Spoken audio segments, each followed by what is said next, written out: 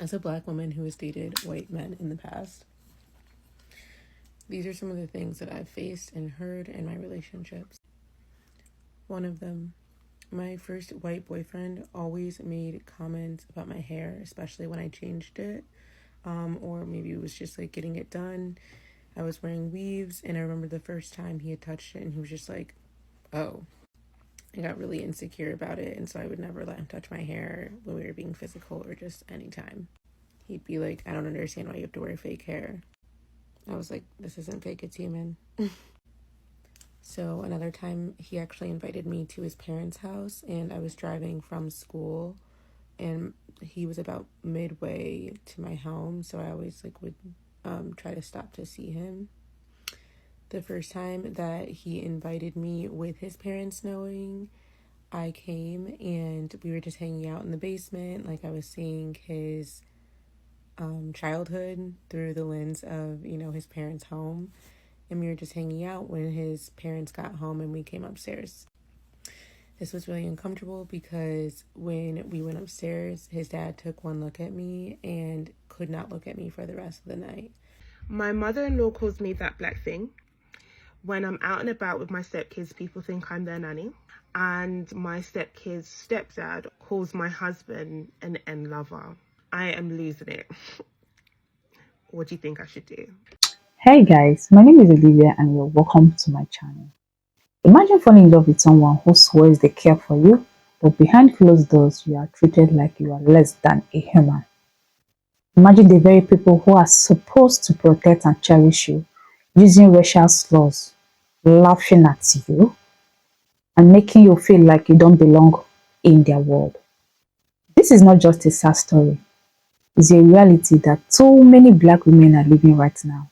And the recent viral TikTok has pulled the mask of this ugly truth. A black woman went online and bravely shared her story.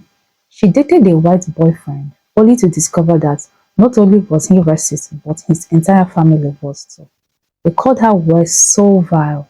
I won't even repeat them here without warning. Monkey, the N-word, disgusting insult meant to strip away her dignity and humanity. And here is the most heartbreaking part.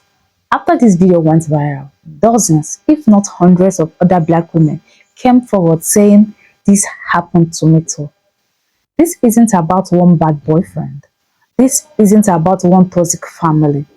This is about a systemic, historical, and deeply ingrained racism that still lives inside people who swears they don't see color. When we went upstairs, his dad took one look at me and could not look at me for the rest of the night. I had no idea that his dad was racist, but even me just trying to be like, oh, like, do you like this? Or trying to have conversation with him, he would flat out ignore me. This was very uncomfortable. The next day I told him, like, hey, I think your dad might be racist. And he was like, yeah, you're right. And I was like, oh, wow, why would you put me in that situation? And he was like, well, I wasn't 100% sure, but I just wanted to see how he would react. So this was also extremely damaging to my security and self because I had this feeling like, oh, this person chose to be with me. But it was more so just testing how much they could gauge the anger that their parent would feel for them rebelling against their wants. After years of us dating, I was always being snuck into his family house, and I would be snuck out before his dad woke up at a certain time. So I would have to drive home super early in the morning before his dad found out. So we dated for like 4 years, and for that first year I had met his parents, and then he kept me a secret for like 3 years. And like the last year before we officially broke up, his parents allowed me to come to Christmas dinner. I sat on the couch with him, and I remember like laying on his shoulder, and I remember feeling his dad's eyes just like burning a hole in my skull. And before Christmas, he was like, Dad, I want to bring my girlfriend to our lake house with our cousins. Like, I want her to meet everyone. And his dad was like, you will not embarrass me like that.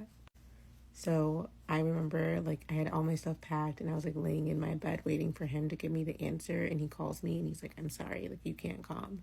And he's like, I'm pulled over on the side of the road because I don't know what to do, if I should just turn around and go home. Like, but it's like he chose to go up north and leave me. So now my other partner was another guy that I met in college. This one was like more covert. I actually remember my ex, the first one I was just telling you guys about, flying to Australia. I was doing a study abroad there. And I knew this guy, the second one, from my class, and we would just text and stuff. And he was trying so hard to take on the role that my boyfriend at the time had. And I was just like, I just want to be friends with you. I just want to be friends with you. And it wasn't until I knew, like, that my first boyfriend was never going to choose. Like, he was never going to pick between me and his family, that I finally was like, okay, like, I'm willing to give this other guy a try. Now, this other guy was a lot more covert. He actually idolized Black culture. He was obsessed with Tyler, the Creator. He loved, like, all of the fashion and the just a culture vulture.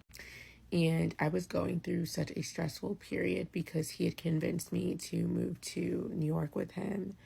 And I did. My dad had just bought me a Mercedes to have, and I ended up driving my car to New York. He had convinced me that because I worked in Manhattan and he worked in Brooklyn, that he should be able to drive my car. My dad also gave me like $2,000 that I could have in case of emergency. And he would constantly convince me to use the money that my dad had in savings instead of the money that he made, or the money that his parents would give him. So I ran out of money, and I remember one day, like, he was driving my car home from work, and he actually ended up crashing my car. Till this day, he has not paid me a single dime for the damage that he did to my car. And his parents were like, well, insurance should cover it. He also told me that, like, because my mom lived in an apartment, that we were probably just, like, low income people. And then he ended up, like, randomly coming down to my mom's apartment and being like, oh wow, this is a lot better than I thought. He had actually said some things like, we live in a nice house, like, you live in an apartment. And he would also send me, like, very damaging texts, like, from 6 p.m. or whenever I'd lay my head down to like 6 a.m. in the morning. And they would say things like, I helped heal a Black girl. He would also do like really weird abusive behaviors, and then I would like dissociate or detach, and then he would try to have sex with me afterwards. I remember like when we had to come home from New York, I lived with his family, and he didn't want to work like a regular job because he was working to be an artist. And I took on 2 other jobs. So I was like a yoga instructor / working at the front desk. And then I remember I was like training for a restaurant job that would work from like 5 p.m. till maybe 12 midnight. And I came home from my training that night, and he was convinced I was drunk, though I had nothing to drink. Like, I literally drove home, and he lived like 30 minutes from the job. And he like screamed at me and like just was like, you are drunk, I know you're drunk, like yelling at me. And I'm like, no, I'm not. Like, I'm literally sober. I just worked. Like, I'm tired. And when I get tired, my eyes do get really small. I do look a little high, but I promise you guys, like, I was sober. And after I like literally was like, bro, like, I'm so over this, like, I'm going to leave. And he like begged me to stay.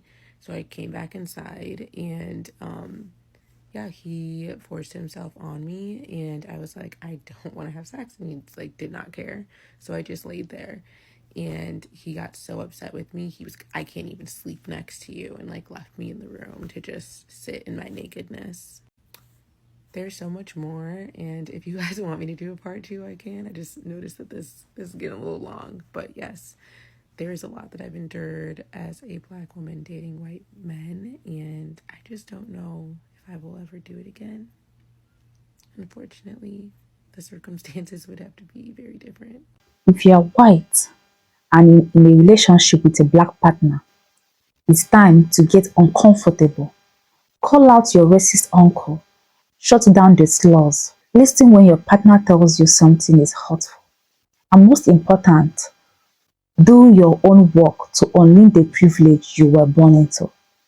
And to my black sisters, your worth is not defined by someone's acceptance of you. You are not here to be someone's diversity badge. You deserve love that is safe, respectful, and fiercely protective of your dignity. If this conversation hit home for you, don't let it stop here. Share this video so more people can understand what's really going on behind closed doors. And if you believe in love that stands against hate, tap that like button, subscribe to the channel, and turn on your notifications so you don't miss the next discussion. Together, we can keep these stories alive, hold people accountable, and build a world where every black woman feels safe, valued, and loved. I will see you guys in my next video. Bye!